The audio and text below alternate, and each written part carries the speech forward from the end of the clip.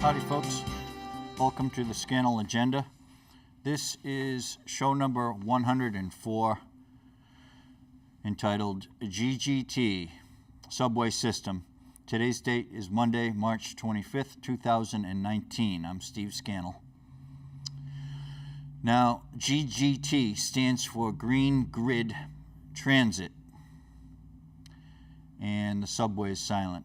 But this show here is called GGT Subway System, because I figured out a way to include the subways and interface the subways into this green grid transit system that started and evolved into what I have it as now, which is, let's say that your subway cars are going to be able to be hung, or they're going to be able to go on the roads with wheels or in tracks, and the tires are 12 feet apart.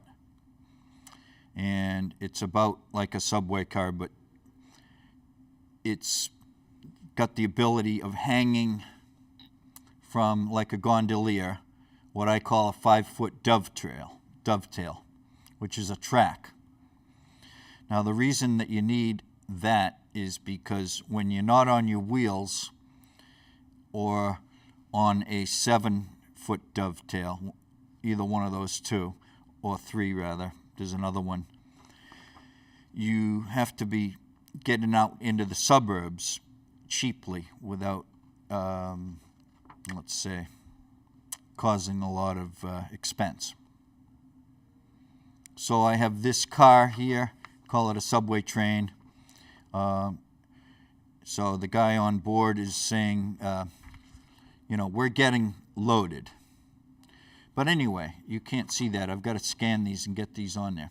Now, when you load from one to another, you switch from your hanging subway to the wheels. And so that's kind of critical that you have that invented, and then you evolve that and work on that, work the bugs out. Because let's say you're coming from 20 miles outside of Boston, or 40 miles outside of Boston. You may be on a bus, and then the bus turns into what's going to end up at Park Station or Charles Street or any of the other Boston subway stations. In other words, you won't have to transfer. You'll stay on your ride and you'll get there. So this subway car goes on the roads because it goes out to the suburbs. And then it transfers to a gondola track, I call it, or a hanging track. So it can then go into the subway. Now, with the beauty of a hanging track is that you don't have to redig all these tunnels for a bigger, higher, better system. These units can be designed to fit into the old tunnels. And so what we're going to do is hopefully prototype this up eventually, but you've got to have a lot of models and drawings, and you've got to flush it out, and you've got to have a lot of people involved. So this same car can ride on a 7-foot dovetail, which is your longer distance tracks for bigger trains. So also I have it as a hanging 5, which is what I explained to you, and then a 7 and a 9-foot dovetail track. There'd be more track of the 7-foot nature than the 9, and the 9 would be more or less reserved for very high speed trains going long distances, and that would also carry cargo, container cargo, or large parts for large windmills or what have you. So this is in the future. People are going to be able to see the USA with this system. They're going to be able to get around very well. And you're going to be able to take your, let's say you would think of it as an RV or a yacht on board the train. And then it would get off the train. It would go to either a campground or it would float. There'd be many models that you could be using. So this would be worldwide. You'd be able to see the world, and you might have a tour of the United States of America that takes 21 days. And there might be A, B, C, D, E tour. And so if someone really wants to see the country, they can do A, B, C, D, E. And that would be, about 105 days worth of touring the United States, all the parks, etc., the cities, and they'd really see the whole country. And that would be foreigners and people from this country. Now, the expense of all that wouldn't be that great. Once you have this system built, it would be rather economical to go traveling using these pods, train pods. They're basically, if you think of, the Wild West and Artemis Gordon and James West, and they had a private train car. Well, that's about the size of it. You'd have a luxury car. And depending on what design we came up with would dictate, how big it is or how small it is. So now here I have this train car is riding on, I show it as both riding on a 7-foot dovetail, and it's got its wheels, but it may be coming from 200 miles outside Boston, and it's coming in on this 7-foot gauge dovetail. It's like a dovetail in furniture. So it would be very safe. You wouldn't jump the tracks. Everything would bust apart if you were jumping the tracks. Now, we're going to be able to afford this. I am arguing we're going to be able to afford this by virtue of the fact that there are so many different utilities. That's why we call it the Green Grid Transit System. So let's say your 7-foot dovetail has this subway car coming in on it with the wheels, and then it either goes straight into the city or it picks up here and there. It's very versatile. You can travel on the wheels on the road. You can travel on the wheels in wheel tracks. You can travel using the gondola, or you can hook up top, or you can hook down with the 7-foot dovetail. So it's an immensely versatile system. Now what you're riding on is, I used to call the system TRIPE, which stood for track pipe. So these dovetails are all held up by pipes and by pod conduits, which are square also. And the pod conduits carry pallets, or your car, which is a pod car, or let's say a delivery vehicle of some kind. And then there's the other would be your boxes. That would be more local. And these would be autonomous vehicles carrying boxes that go from Kmart to your house. Now, the many, many utilities and energies that can be carried in this transit system solves the energy crisis. The multiplicity of systems in one system makes it affordable. Now, if I went down off the top of my head, natural gas would be big. But these are these are the fossil fuels that they could carry. We could carry palletized tankage of gasoline if we wanted to, or coal, or, fuel oil. That can all be carried as, tanked vehicles in this system, whether it's on a pod or on a train. Now, our train system now is going on 200 years old. It was invented in Europe, and these tracks, 4/8 gauge, 4 feet 8 inches, and that's from the old chariots. So this new system that I have right now, and it's going to evolve, it won't stay this way, but you could think of it as a 579 system, and that would stand for the gauges of the dovetail tracks. Now, compressed air What are you going to do with compressed air? Well, that's going to run your AC and your refrigeration. That's a huge piece of the pie of our energy demand right there. And if it's a heat pump, you're producing heat as well for the building, etc. So that's pretty big, that just compressed air. Manufactured offshore with my systems, and they're not piston-operated systems. Other than that, they're better. They're simpler and better. And then you have hydrogen, of course. And I was looking on Facebook today. They have it's not new, of course. This has been around for a while, but they've got a tractor-trailer truck running on hydrogen. And that uses a fuel cell that converts the hydrogen and the oxygen in the air to electricity. So these fuel cells are wonderful in that they represent decentralization of the energy, as I think is what we need to be going with. We'll have to buy down the capital dinosaur resources that have existed for decades and decades. As we go in, we'll buy them out, and they'll be converted. Their stock can be converted to the what I call the Love Power Grid Consortium, which would be a consortium that would buy and sell things like hydrogen, compressed air, and then oxygen-rich compressed air. It'd be a big, huge, humongous utility. It would buy and sell the natural gas, and it would provide broadband conduits. And I'd like to see us nationalize the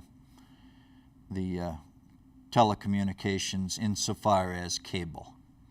Not like TV stations, etc., and production studios, but the cable and the antennas that run to your cell phone.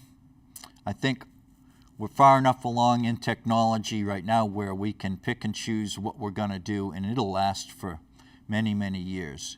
We've evolved, and now we're set to go with a nationalization of the telecommunications, all the broadband and in other words, your cell phone, your computer, and your TV. And this will all be high speed.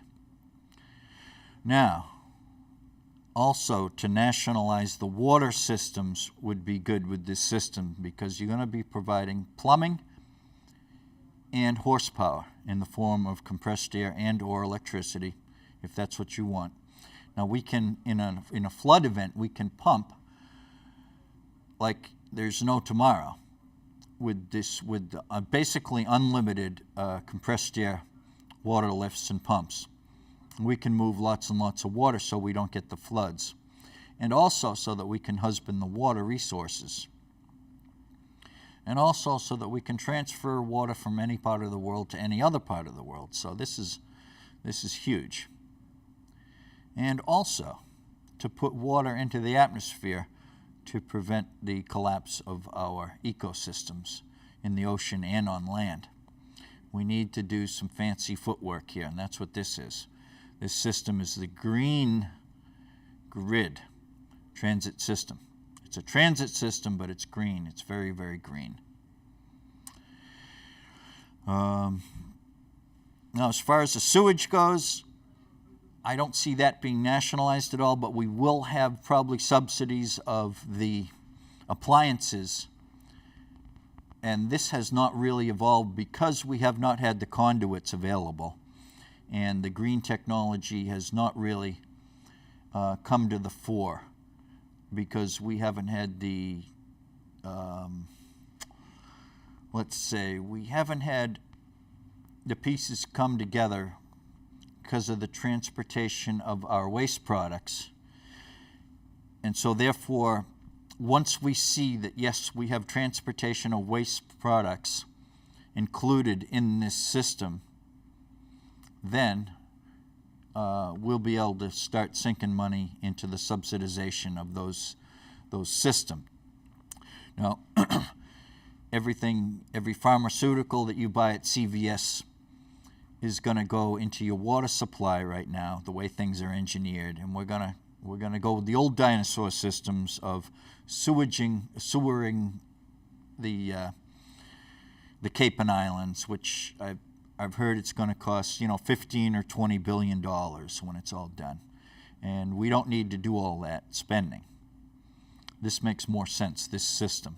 Of course, this system's going to make sense from multiple angles, and so the sanitation is a big angle of why the green grid transit system makes sense. Now, the subway system is huge. That could be as much as 90% of the system because it connects your cities up with your suburbs, and it connects everything up to the cities and suburbs. It's just a totally interconnected system, the way I have it designed right now. So I'm at the pinnacle of my design, which isn't saying much. If I go to MIT and present, which I would love to do, these kids can understand that this is the winner that I think it is. Incidentally, I think I mentioned I talked to a guy in construction, and he was getting it at every point that I was making. He understood that this was viable and not some fantasy. What do they call that? What do they call those fantasy machines? Oh, geez, I forget.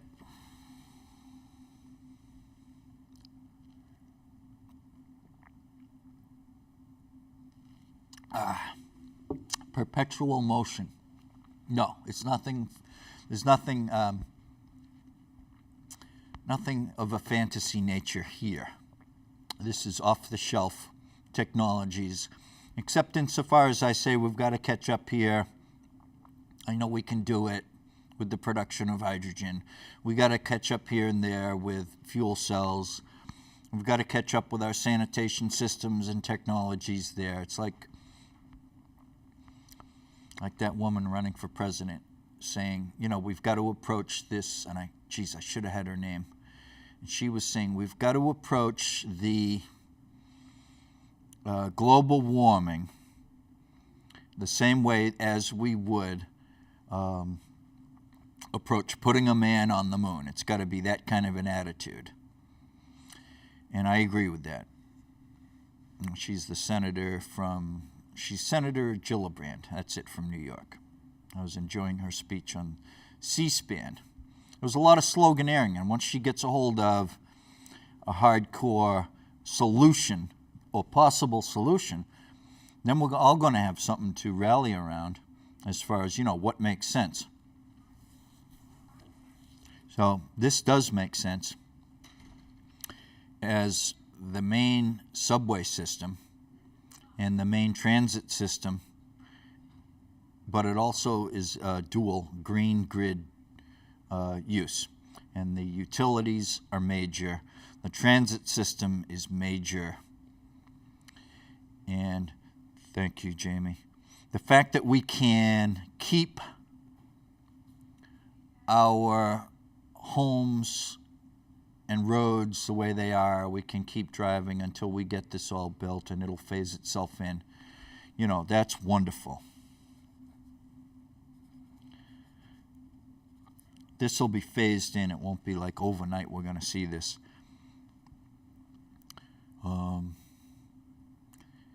And so it's a world-class, I should say, design, as it is right now, as it stands right now. A year from when it goes public, it will really start to gel. All this nonsense that I come up with will be fine-tuned. So some of it that I don't think is nonsense will be surpassed. I am so sure of that, as sure as I'm sitting here. But the fundamentals are that, yes, we can produce hydrogen 2,000 miles away on Greenland. And we can put that hydrogen in a pipe. And it doesn't have to be super high pressure. And then it will arrive in Ohio with no losses. And electricity isn't that way, but that's why I call this the frozen electricity. Hydrogen frozen electricity. Because when you need it, it's on tap and you turn it into the electricity that you do need. So the compressed air, same thing. You put it in the pipe, you don't lose it, it's in the pipe. And then you use it for refrigeration and air conditioning and what have you, mechanical energy of all sorts. And it's not something that you look at distance as a negative. Distance is not a negative insofar as piping is not all that expensive. All right. And Antarctica, I have systems exclusively designed for the Antarctic, let alone Greenland. These are the third generation. I call them the line puller square rigs that produce hydrogen. All the hydrogen the world is ever going to need is down there where the wind howls like crazy around Cape Horn and the southern oceans. So, what else goes in these pipes? Well, it could be some oddball things can go in the pipes. Your recycling materials. You could have, as I mentioned before, you could have an inland saltwater, salt pond hatchery that could produce bags of, let's say, scallop spat. And the bags could travel in a pipe, and they could become the liquid in the pipe, and they could end up in the ocean 15 or 20 or 30 miles away. That's not a problem, because the salt water can come in the pipe and it can go out the pipe. And so it'll open up aquaculture, public aquaculture, I'm hoping, into a new sea farm future for the oceans of the world. Now, for us here in New England, that could be codfish larvae. And we really need to get on this because we're out of codfish. So what else goes in these pipes? Well, what do you want to go in the pipe? We can put anything in the pipe. You can put people in pipes and put them in a little bullet, and you can zip away at 600 miles an hour. People mentioned to me that, the Tesla man there, what's his name? He's got all this stuff all designed. And I said, that's just A to B and it's a tube. This is a does-it-all, comprehensive, complex system. It's nothing like his. Although it's not bad to go from A to B in a tube, but his fits into this. You could, create the tube and build the, let's say, the dovetails on top of that. And you could be going, 2,000 miles in the tube, and you'd get there. You wouldn't even have time to finish your dinner, basically. So what else goes in the tube? Well, what do you want? It all goes in the tube. Everything. Pencils, paper, canned corn. You can put anything in a container and put it in this pod system that you want. You want to send something to your friends in a package, the United States Postal Service will take care of that for you. They would be represented hugely in here. Nationalized water system, integrated sanitation systems of a closed nature. So we're going to be doing really well with this system.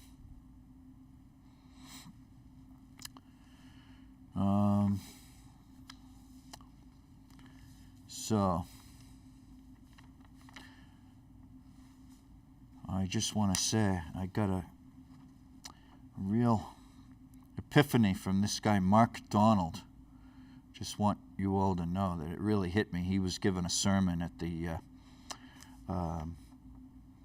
coffee house down in West Dennis. And he really spoke to me when he said, what makes you angry is a clue to your assignment.